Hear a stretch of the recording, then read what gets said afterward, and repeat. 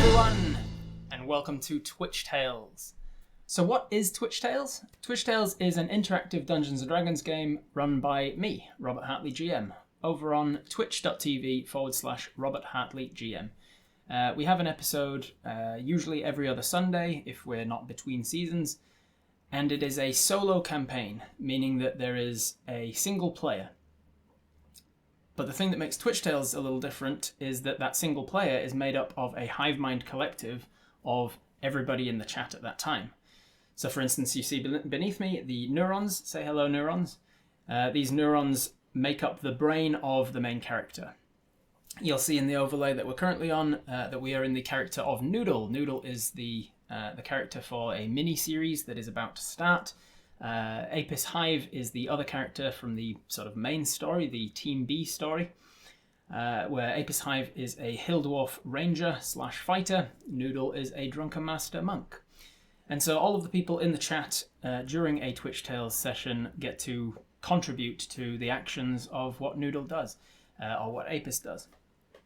Or, indeed, when we are doing a one-shot that is completely standalone, whatever the main character does. How that works in practice is, if it can come down to a binary choice, you approach a crossroads. Do you want to go left or right, for instance? I will usually ask the people in the chat to put up a thumbs up emote or a thumbs down emote. Give us some examples, neurons. We've got thumbs up for yes, thumbs no for down, thumbs down for no, or we could have, for instance, put a thumbs up if you want to go left, put a thumbs down if you want to go right. They are visually different, as you can see, so that it gives me an idea of being able to tell at a glance what the vibe of the neurons are. If, like you're seeing below, it's a little hard to tell just at a glance whether there's a definite consensus or not, I might put it to a poll. So here in Twitch, I can add up to 5 options into a poll. Do you want to go left? Do you want to go right? Do you want to stay where you are? Do you want to go up? Do you want to go down? And then I will put it to a poll. Usually I do preferential voting, which means if none of the votes get above 50%, then I will drop off the lowest votes and we'll redo the vote so that the people who want to vote for the thing that's the least popular option, they don't have to sort of game the system and say, oh, well, I do want to vote down, but everybody else is saying left, so I guess I'll vote right. This way, you can vote for the thing you actually want, and then if that doesn't come up, you can still vote for your second preference or your third preference.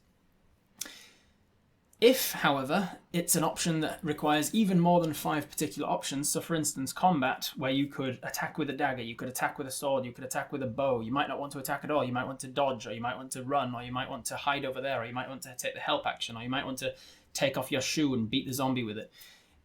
In Dungeons & Dragons, there are literally infinite options. It's kind of like a choose-your-own-adventure game with infinite possibilities. If you want to insert what you want to do here, turn to page 7,342,000. And so with infinite options, you can't necessarily always narrow it down to a poll. And so in those situations, I will say, if you want to be in with a chance to decide what happens in the next turn of combat, put the term !arrow in the chat.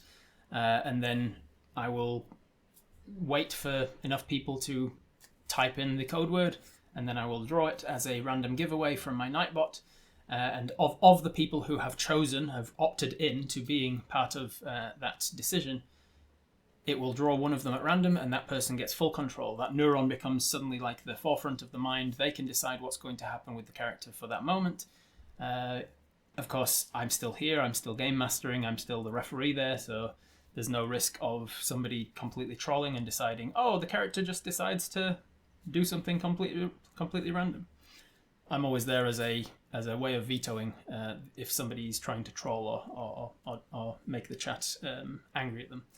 Which, thankfully, we've fostered a decent community here at Robert Hartley GM, so people don't tend to want to anger the rest of the community. So yeah, that's pretty much how the mechanics of Twitch Tales works. If you want to see examples of it at play, we have the main campaign, the B team with Apis Hive. There is over 100 episodes, technically 100 episodes, but the last one is split into 2. There's 100 episodes of that as it stands at the moment. If you're watching this in future, maybe there's even more. If that's too much for you and a little bit too intimidating to jump into, You can watch the recaps. Every 5 episodes of the main campaign, I do a recap of the entire story so far, so you can go and watch the recaps playlist as well. If you want to just jump in on a standalone that's a little less involved in the lore and the established character and such, there's plenty of holiday specials or Halloween specials that are usually standalone stories related to the rest of the world. They're still involved in the rest of the world in sort of a interconnected universe sort of a thing.